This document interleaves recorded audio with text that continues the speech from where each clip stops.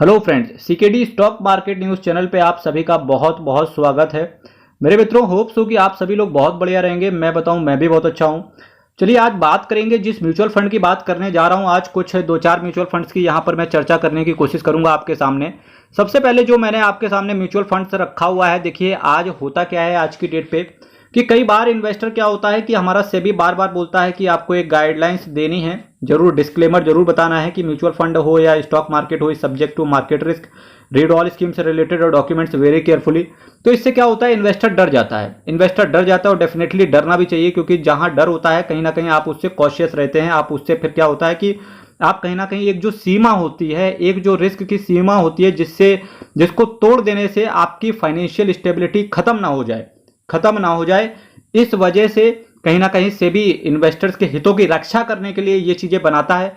But कहीं ना कहीं इसकी वजह से कई बार इन्वेस्टर एक अपॉर्चुनिटी भी होती है, क्योंकि रिस्क के आगे कहीं ना कहीं एक अपॉर्चुनिटी भी होती है। पर जो एक जो अपॉर्चुनिटी है और एक जो रिस्क है, जहां से आपकी फाइनेंशियल स्टेबिलिटी बिगड़ सकती है, इन दोनों के बीच में एक बहुत ही एक थिन लाइन होती है। इस थिन लाइन को जिसने भी थोड़ा बहुत क्रॉस किया, या तो वो बन गया या वो मिट गया। तो इस चीज को खत्म करते हुए आज मैं आपके सामने एक ऐसे म्यूचुअल फंड की चर्चा करूंगा जहां पर किसी इन्वेस्टर का अगर बिल्कुल जीरो नॉलेज है तो डेफिनेटली ऐसे म्यूचुअल फंड पे आराम से पैसे लगा दे 25-30 साल के लिए। उसके बाद भाई चल के वृंदावन चला जाए या हिमालय पर्वत पे चला जाए, कोई दिक्कत नहीं है। क्यों, देखिए ऐसा क्यों, इसका मैं लॉजिक अभी आगे चलते हुए देखने को मिलेगा। आज मैं पहले जो म्यूचुअल फंड की बात कर रहा हूं, इसका एनएवी 580 रुपए का है। मैक्सिमम रिटर्न की बात करेंगे तो इस म्यूचुअल फंड ने अपने इन्वेस्टर्स को 12.92% के सीएजीआर के हिसाब से मैक्सिमम रिटर्न दिया है।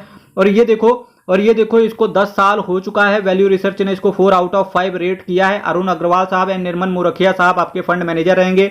दैट मीन्स कि यही दोनों मैनेजर साहब आपके पैसे को मैनेज करेंगे।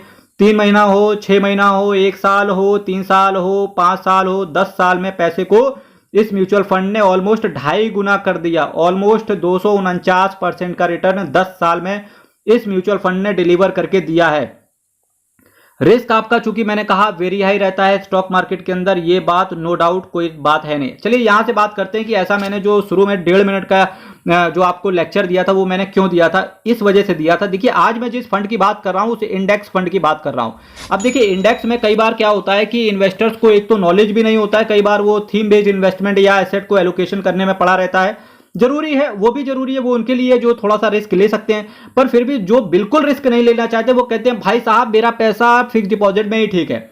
उससे अच्छा है कि आप एक इंडेक्स फंड पकड़ लो, क्योंकि इंडेक्स की एक बहुत बढ़िया क्वालिटी होती है कि इंडेक्स हमेशा एक इन्फ्लेशन नाम का जो कीड़ा होता है, जो इन्फ्लेशन नाम का एक जो पाप होता है, उस चीज को इंडेक्स हमेशा बीट करता है। नंबर दूसरी चीज, इंडेक्स हमेशा शॉर्ट टर्म हो या लॉन्ग टर्म हो, हमेशा ऊपर ही जाता है डिपेंडिंग अपॉन द सिचुएशन। की शॉर्ट टर्म में जो नॉइजेस होते हैं वहां पर इंडेक्स थोड़ा सा सप्रेस्ड रहता है, बट जैसे ही वो नॉइजेस खत्म होते हैं इंडेक्स वापस से ऊपर चलते हुए देखने को मिलता है।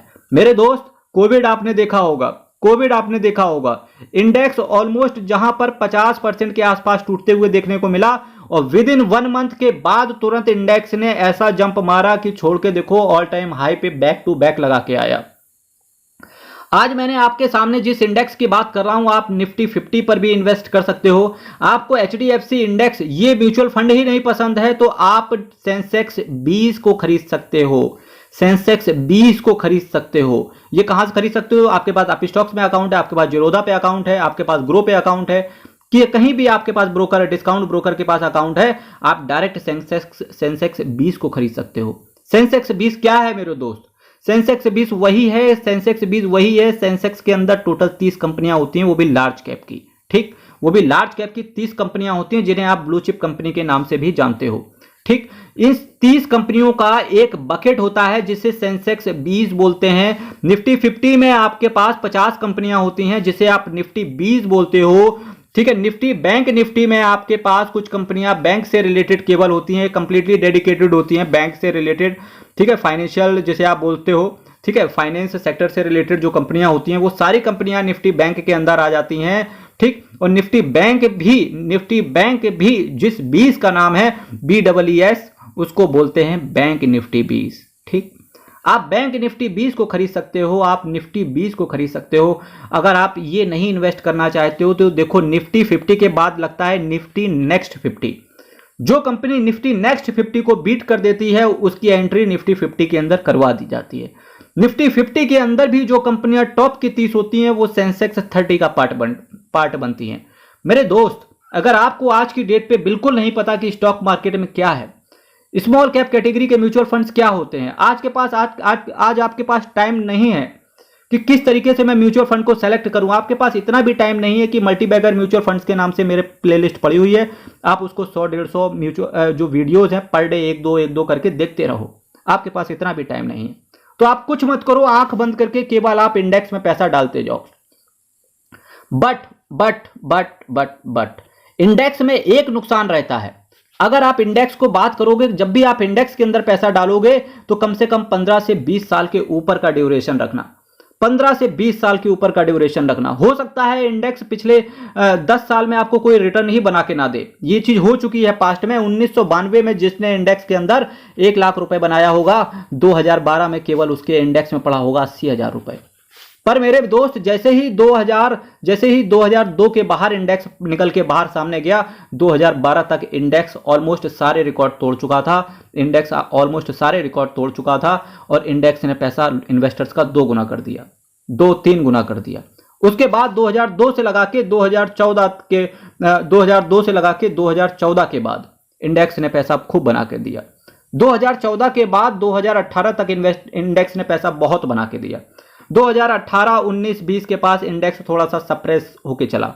2020, 21 के बाद तो इंडेक्स ने ऐसे रिकॉर्ड तोड़े हैं कि आज इंडेक्स ऑल टाइम हाई पे है, चाहे हम सेंसेक्स की बात करें, चाहे हम निफ्टी 50 की बात करें। इस वजह से मैं आपसे कहता हूं कि हमेशा जब आपको कुछ ना पता हो, जब आप बिल्कुल रिस्क नहीं लेना चाहते, बिल्कुल आप न्यूट्रल खेलना चाहते हैं, तो आप केवल इंडेक्स पे दाव लगाओ। क्योंकि इंडेक्स क्या होता है, भारत देश के अंदर अब लोग कहेंगे गुरु ऊपर तो वेरी हाई रिस्क रहता है, इस सेबी की गाइडलाइंस और सख्त गाइडलाइंस है, और मेरा मानना है हमें इसको दिल से एक्सेप्ट करना चाहिए। मेरे दोस्त, सेंसेक्स होता क्या है? सेंसेक्स कुछ नहीं, आपका जीडीपी भारत की जो चलती है, जो भारत की ग्रोथ स्टोरी है, बस वही सेंसेक्स है। जो भारत के अंदर टॉप की 30 कंपनियां होती हैं जिनके हिल जाने से इंडिया के अंदर तबाही सी हो सकती है, इंडेक्स वो चीज है। कभी भी जब भी भारत ग्रो करेगा तो भारत की जो टॉप की 30 कंपनियां होंगी वो सब ग्रो करनी ही पड़ेंगी उन्हें। मेरे दोस्त, हो सकता है आपके अंदर जो इंडेक्स सेंसेक्स 30 के अंदर जो कंपनियां आज की डेट पे पड़ी हुई हैं, आने वाले 15 से 20 साल के बाद हो सकता है उन 30 में से एक भी कंपनी ना रहे, पर एक चीज जिंदा रहेगा, वो है आपका इंडेक्स। इसी वजह से सबसे बेनिफिशियल होता है कि आप इंडेक्स पे दाव लगाओ अगर आप बिल्कुल रिस्क नहीं लेना चाहते हो। मेरे दोस्त, ये वीडियो आपके लिए, आपको डेडिकेटेड है। वीडियो अच्छा लगा करे मेरे मित्र, चैनल जरूर शेयर कर दिया करो, क्योंकि एक फाइनेंस का नॉलेज मैं हर रोज देने के लिए आता हूं 3:45 पे। जुड़े रहिए CKD stock market news channel के साथ। चैनल को शेयर और सब्सक्राइब करना, साथ ही साथ बेल आइकन बटन को दबाना मत भूलना। आज मैं इस म्यूचुअल फंड की बात करता हूं, HDFC index fund, S&P BSE Sensex direct plan growth की अगर मैं चर्चा करूं, 4,636 करोड़ का इसका असेट साइज है। 0.20% का आपसे एक्सपेंस रेशियो चार्ज किया जाता है, 0.07% का कैश होल्ड करके चल रहे हैं। S&P BSE Sensex total return index को इन्होंने बेंचमार्क के तौर पे लिया है। 3 दिन के अंदर निकलने की चेष्टा करोगे, 0.25% का आपसे एग्जिट लोड ले लिया जाएगा। फाइनेंशियल हो, टेक्नोलॉजी हो, एनर्जी हो, कंज्यूमर स्टेपल्स हो, ऑटोमोबाइल जैसे कुछ दिग्गज सेक्टर्स में आपका पैसा रहता है। साथ ही साथ Reliance industries, HDFC bank, ICICI bank, housing development finance corporation, Infosys limited जैसे कुछ लार्ज कैप कंपनीज के अंदर आपका पैसा रहेगा। ठीक है मेरे दोस्त, इसी के साथ साथ अगर मैं बात करूं, HDFC असेट मैनेजमेंट कंपनी की एक बढ़िया असेट मैनेजमेंट कंपनी है, पर जो HDFC असेट मैनेजमेंट कंपनी का जो टैक्स सेवर फंड अगर आज की डेट पे कोई लिए है तो डेफिनेटली एक बार प्लान बनाए उससे दूर भागने की। भागम भाग वाला चाहे गाना गा लो, चाहे बच के रहना रे बाबा बच के रहना रे वाला गाना गाओ, एटलीस्ट थोड़ी सी दूरी मेंटेन करके रखनी चाहिए। क्योंकि टैक्स सेवर जो HDFC का है वो जहाँ 12-12.5% के आसपास का रिटर्न दे रहा है, वही आपके पास अगर पराग पारिक टैक्स सेवर हो, क्वांट टैक्स सेवर हो, SBI का टैक्स सेवर हो, इन्होंने कहीं ना कहीं 16 से 20% का रिटर्न प्रोवाइड किया है अपने इन्वेस्टर्स को। HDFC असेट मैनेजमेंट कंपनी की बात करेंगे, एक बढ़िया असेट मैनेजमेंट कंपनी है। 4,72,831 करोड़ का AUM है, जिसे आप असेट अंडर मैनेजमेंट के नाम से जानते हो। 139 स्कीम को टोटल ये मैनेज करके चल रहे हैं। चलिए नेक्स्ट म्यूचुअल फंड पर चलते हैं।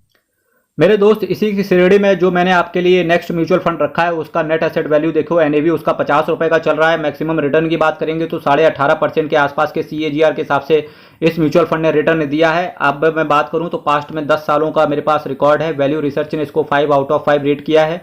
जो कैटेगरी आज मैंने चुनी है वो मिड कैप है। पुनीत पाल और विनय पहाड़िया एंड विवेक शर्मा साहब आपके पैसे को मैनेज कर रहे हैं। दैट मीन्स कि ये फंड मैनेजर हैं जिसको आप एक्सपेंस रेशियो का पेमेंट करने वाले हो। एक साल में बात करेंगे 12.5% के आसपास, 3 साल में और देखो 5 साल में करीब करीब 150% का रिटर्न इन्होंने प्रोवाइड करके दिया है अपने इन्वेस्टर्स को। रिस्क आपका वेरी हाई रहता है because mutual fund is subject to market risk and read all schemes related documents very carefully. PGIM India mid cap opportunities fund direct plan growth की मैं आपके सामने चर्चा कर रहा हूँ। 8,072 करोड़ का एसेट साइज है। 0.43% का एक्सपेंस रेशियो आपसे चार्ज किया जाएगा इस म्यूचुअल फंड के अंदर, या आपके पास है तो आपको पता होना चाहिए कि 0.43% का एक डिसेंट और अच्छा एक्सपेंस रेशियो है जो इन्वेस्टर्स को इजीली पे कर भी देना चाहिए क्योंकि रिटर्न भी आपका अच्छा है, कहीं ना कहीं फंड भी आपका अच्छा है। Nifty mid cap 150 total return index को इन्होंने बेंचमार्क के तौर पे लिया है। 0.50% का एग्जिट लोड आपसे ले लेंगे अगर आप 90 दिन के अंदर निकलने की चेष्टा करोगे। तो कोशिश करना वही पैसा लेके आना कि 90 दिन के अंदर जो पैसा जरूरत ना हो। Financial, automobile, capital goods, health care services जैसी कुछ दिग्गज सेक्टर्स में आपका पैसा रहेगा। Jubilant FoodWorks, Naveen fluorine, the Phoenix mill, Indraprastha gas जैसी कुछ दिग्गज कंपनीज के अंदर आपका पैसा जाएगा। देखिए क्या प्यारे सेक्टर इन्होंने चुने, क्या प्यारी कंपनी चुनी इन लोगों ने। चलिए नेक्स्ट म्यूचुअल फंड पर चलते हैं। अब मैंने यहाँ पर 2 लोगों की बात कर ली। एक तो उन लोगों की बात कर ली जो बिल्कुल रिस्क नहीं लेना चाहते। दूसरे नंबर पे जिस म्यूचुअल फंड की मैंने बात करी वो सबके लिए बात करी, चाहे वो रिस्क लेना चाहते या नहीं लेना चाहते। अब जो मैंने तीसरा म्यूचुअल फंड आपके सामने रखा है ये केवल उनके लिए है जो आज की डेट पे जॉब पर हैं। क्या बोला मैंने? जॉब पर हैं, चाहे जॉब पर हो या फिर वो बिजनेस अपना खुद का कर रहे हो, क्योंकि उन लोगों को ईएलएसएस खरीदना होता है एटीसी में डिडक्शन लेने के लिए। मेरे दोस्त इसी से रिलेटेड आज मैं बेस्ट म्यूचुअल फंड की बात करूंगा ईएलएसएस की। एनएवी की बात करेंगे 22 रुपए का है और मैक्सिमम रिटर्न की बात करेंगे 22.5% के आसपास का सीएजीआर इन्होंने प्रोवाइड किया है। जो डेटा है हमारे पास पिछले 4 सालों का डेटा है हमारे पास। वैल्यू रिसर्च ने इसको 5 आउट ऑफ 5 रेट किया है। राज मेहता, राजीव ठक्कर साहब एंड रौनक ओंकार साहब और रुकुम तारा चंदानी साहब आपके फंड को मैनेज कर रहे हैं। बढ़िया तरीके से इन्होंने फंड को मैनेज करके रखा हुआ है। देखिए 3 महीना हो 6.5% के आसपास, 6 महीना हो, 1 साल हो, 3 साल हो, ठीक है। 3 साल में तो देखो पैसा इन्होंने ऑलमोस्ट 121% का रिटर्न दे दिया। ऑलमोस्ट 1.21 गुना पैसा आपका कर दिया केवल 3 साल के अंदर। देख रहा है विनोद? अब विनोद का पता नहीं मेरे दोस्त, पर आपको पता होना चाहिए कि चैनल सब्सक्राइब करना है। Parag Parikh tax saver fund direct plan growth की मैं आपके सामने चर्चा कर रहा था। वहीं एचडीएफसी जो टैक्स सेवर फंड है जो मैंने पहले बताया था वो बेकार है बिल्कुल। निप्पॉन इंडिया टैक्स सेवर की बात करेंगे बिल्कुल बेकार है। वहीं अगर मैं पराग पारिक टैक्स सेवर की बात करूं तो टैक्स सेवर कैटेगरी में सबसे बेस्ट रिटर्न इन्होंने प्रोवाइड करके दिया है। इसके बाद अगर मैं किसी म्यूचुअल फंड की बात करूं तो क्वांट टैक्स सेवर भी एक अच्छा म्यूचुअल फंड है। 1526 करोड़ का इनका असेट साइज है। 0.80% का एक्सपेंस रेशियो लेते हैं। 0.02% का कैश होल्ड करके चल रहे हैं। निफ्टी 500 टोटल रिटर्न इंडेक्स को इन्होंने बेंचमार्क के तौर पे लिया है। विड्रॉवल पे कोई चार्जेस नहीं है और शायद नहीं भी लगने चाहिए, वो इस वजह से कि जब सबसे बेस्ट रिटर्न जब इन्होंने अपने इंडस्ट्रीज के अंदर इस म्यूचुअल फंड की इंडस्ट्री स्पेशली ईएलएसएस कैटेगरी में सबसे बेस्ट रिटर्न प्रोवाइड करके इन्वेस्टर्स को दे दिया है, तो क्यों ना इन्वेस्टर को एक फ्रीली एग्जिट अपॉर्चुनिटी दे दें। और गुरु इन्वेस्टर्स को केवल रिटर्न चाहिए होता है, बाकी चीजें उसके लिए बिल्कुल चाय कम पानी रहती हैं। मेरे दोस्त housing development finance corporation, Bajaj holdings and investment, ICICI bank, axis bank जैसी कुछ दिग्गज कंपनी के अंदर आपके पास पैसा पड़ा रहेगा। देखिए ईएलएसएस, ये देखो फ्लैक्सी कैप मतलब पराग पारिक और टैक्स सेवर मतलब पराग पारिक। वो ऐसा क्यों है मैं बताता हूं यहां से। देखिए अगर मैं पराग पारिक असेट मैनेजमेंट कंपनी की बात करूं तो 38 करोड़ का असेट अंडर मैनेजमेंट है और केवल 7 स्कीम को मैनेज करते हैं। वहीं अगर मैं बात करूं इसके फ्लैक्सी कैप कैटेगरी के म्यूचुअल फंड की तो केवल 33,000 करोड़ का एयूएम तो केवल फ्लेक्सी कैप को संभालने में जा रहा है, जहां पर इन्होंने फ्लेक्सी कैप कैटेगरी में सबसे बेस्ट रिटर्न को प्रोवाइड करके दिया।